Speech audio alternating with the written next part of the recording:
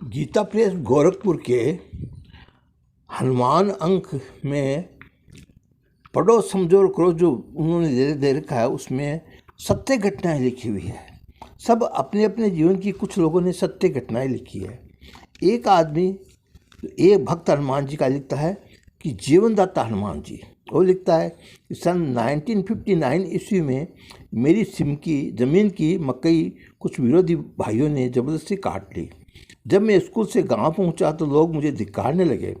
मेरी पत्नी ने भी पूजा पाठ के समय ताना मारा। मैं रो पड़ा। उसी समय मन में आया कि आजीवन जिस पथ से चला उसी पथ से मैं विरोधी भाइयों का प्रतिकार करूंगा, तो शेष खेत को स्वयं काटूंगा।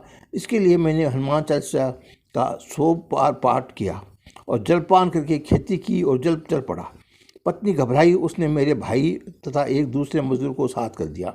मैं लगातार हनुमान चालीसा का पाठ करता हुआ 11 बजे खेत पर पहुंचा। वहां कोई नहीं था। आंखें उठाई तो सामने हनुमान जी की एक विशाल मूर्ति दिखाई दी, जो एक पैर पर दूसरी जांघ पर टेके सुरसा के सामने विशाल रूप में थी।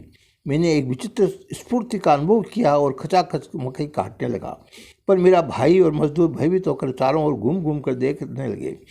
वे बीच बीच में मकई की काटते जाते थे। लगभग 3 घंटे तक हम लोग मकई काटते रहे। मुझे बड़े उत्साह था और बार बार मैं उनसे कह रहा था कि देखो, सामने हनुमान जी स्वयं हमारी रक्षा आ गए हैं। अब ये उन्हें नहीं देख पा रहे थे और बोझ ढो लगे।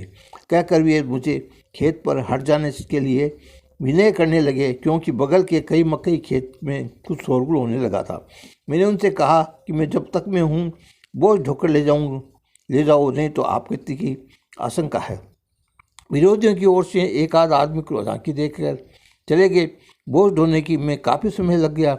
जब थोड़े से बोझ रह गए तब मेरा एक धोबी मित्र आया।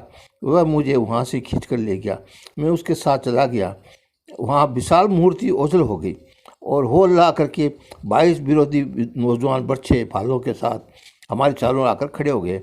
हम कुछ समझे इससे पहले ही ये धड़ाधड़ मेरे भाई, धोबी भाई को मारने लगे और मुझे उठाकर सघन मकई में ले गए। मेरे भाई को एक और पकड़ रखा।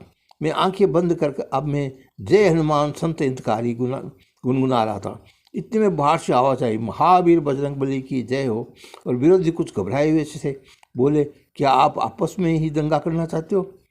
मैंने कहा कि जल्दी मुझे यहाँ से उठाकर ले जाओ, वहीं रख दो, नहीं तो अनर्थ हो जाएगा। उन्होंने वहाँ से भी वैसा ही किया और 60-70 जवान जो पड़ोस के गांव से मेरे वध का समाचार सुनकर आ गए थे, मेरे इशारे पर वापस लौट गए। बात यह हुई कि पड़ोस के भाइयों ने मेरे मजदूर से जब यह हाल सुना तो एकाएक जोश में आ गए थे और उस पर मेरी तथा विरोधी भाइयों की आंखों के सामने एक दूसरे की झांकी थी, जिसके बल पर आज भी ये विरोधी भाई मेरे सहयोगी बने हुए हैं। अब तो एक भरोसे एक बल हो जाने पर श्री हनुमान जी महाराज रक्षा करते ही है। आवश्यकता है सच्चे विश्वास की। यदि आप भी अगर हनुमान जी पर सच्चा विश्वास करके अगर कोई भी कार्य करोगे तो हनुमान जी आपकी रक्षा करेंगे और आपका वो कार्य ही पूरा करेंगे। हनुमान जी हमेशा हाजिर रहते हैं। अपने भक्तों के लिए हनुमान जी कुछ भी करने को तैयार रहते हैं। इसलिए आप हमेशा हनुमान जी का ध्यान करो और हनुमान जी को इष्ट मानो। जब आप हनुमान कहीं भी संकट में पड़ जाओ, आप हनुमान जी का ध्यान करोगे तो हनुमान जी आपका कार्य पूरे करेगा और आप कोई भी तकलीफ नहीं पाओगे। सदा सुखी रहोगे।